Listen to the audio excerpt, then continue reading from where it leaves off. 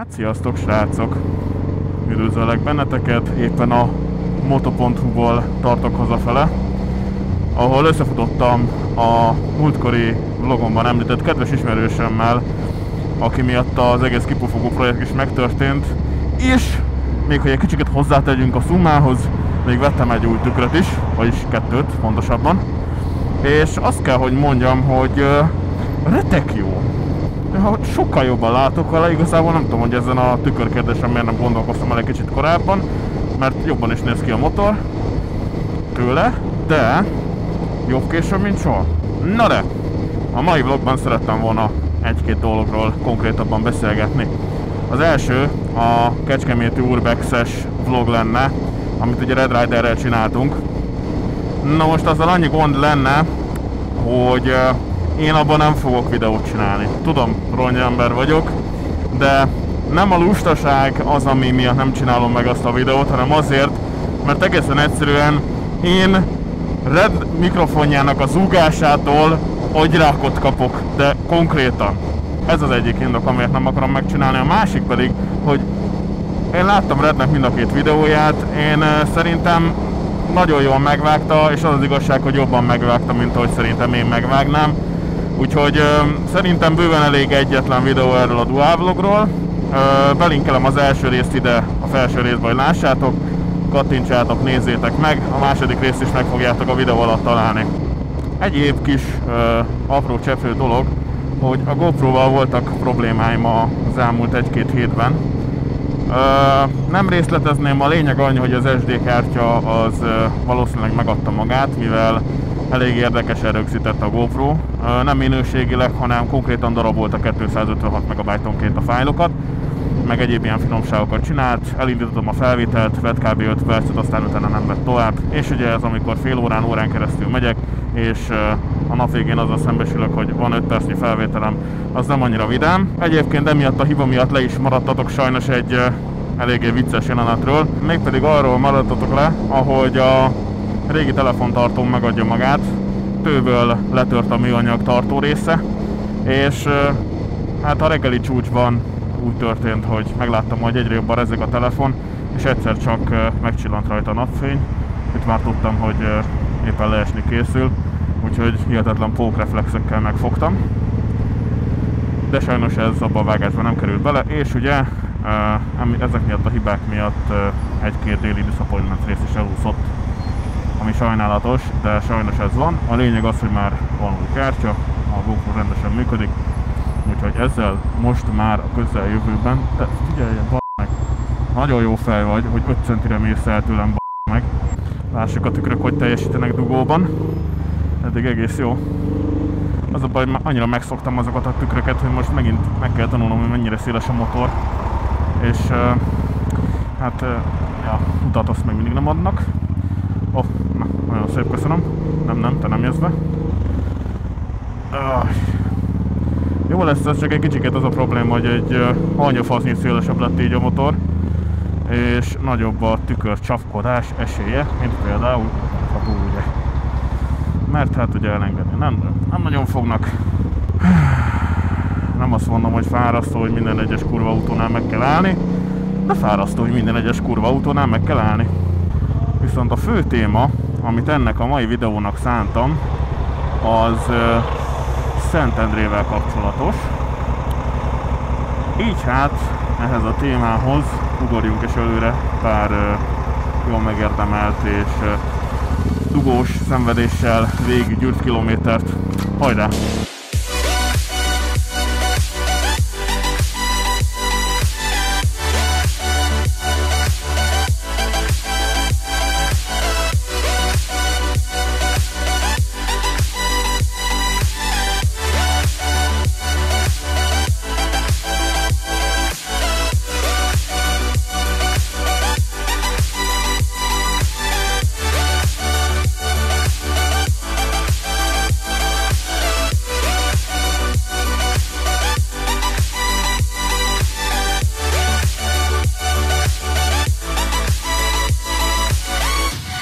Na srácok, témánál is vagyunk.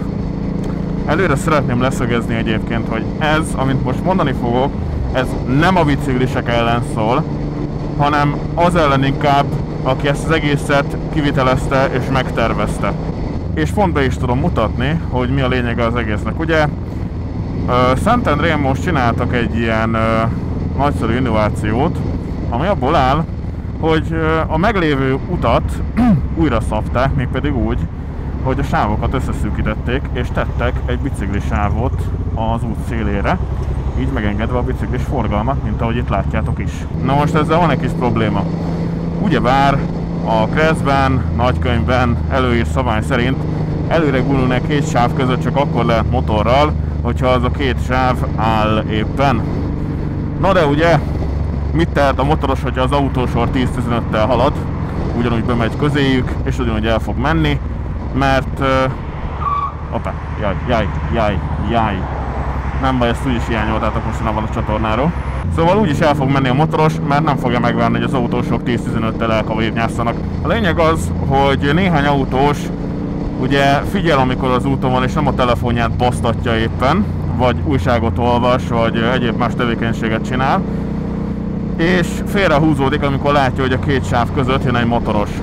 Na most ezzel az a probléma, hogy ez a biciklisáv megosztotta az autósokat, és most van, aki hagy a biciklisávnak helyet, vagy nem hagy helyet a biciklisávnak, és kimegy, ami nekem jó igazából, meg nem is.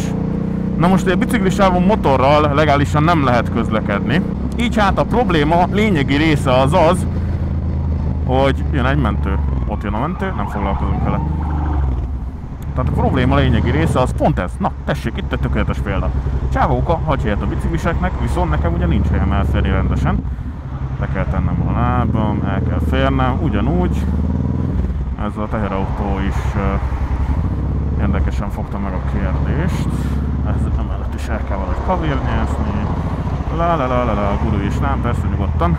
Ez a biciklisáv, ez rendkívül okádék módon lett kivitelezve. Ezzel tulajdonképpen a motorosoknak megnehezítették rohadtul az életét, úgy ahogy az autósoknak és a bicikliseknek is, mivel a biciklisáv az random helyeken véget ér. Hogy ezt hogy értem, azt meg is próbálom most szemléltetni nektek. Tegyük fel, hogy biciklisként haladsz itt, úgyhogy melletted vannak autók. És egyszer csak véget ér a biciklisáv. Még itt tart egy kicsit, aztán hopp, leszűkül a sáv, csinálj, amit akarsz. Szóval a probléma lényege az az, hogy dugóban, motorral lehetetlen közlekedni így, anélkül, hogy meg kéne állnod és arra kéne biztatnod autós kollégáidat, hogy húzódjon egy kicsit arrébb. A bicikliseknek szar, mert úton útfélen eltűnik a biciklisáv, vagy beszűkül az autósávba, ahogy tetszik. Az autósoknak meg azért szar, mert a belső sáv az szűk, a külső sávban meg folyamatosan figyelni kell, vagy a biciklisekre, akik az út jobb oldalán mennek, vagy a motorosokra, akik az út közepe felé veszik az irányt. És egyébként most jöttem rá, hogy hülye vagyok, mert ez bicikli nyom és nem bicikli sáv. Na mindegy, akkor most ezt értsétek úgy, hogy végig bicikli nyomot mondtam. Úgyhogy a témával kapcsolatban ennyit szerettem volna elmondani, és akkor most beszéljünk egyéb dolgokról, mégpedig jövőbeliekről. Tudomásom szerint jövő héten szintén megint csak lesz egy kis meglepetés videó, ami megint csak nem egy egyszemélyes videó lesz, illetve novemberre tervezek egy különleges videót, ami viszont egyszemélyes lesz, viszont ígérem, hogy nem fogtok benne csalódni. De srácok, én itt most eltűnök, elmegyek túrázni egy kicsit a Dunakanyarba, és remélem, hogy nem törnek össze sehol. A jövő héten találkozunk. Addig is széles utat mindenkinek, vigyázzatok magatokra, és legyen szép napotok. Én Retúr voltam, sziasztok!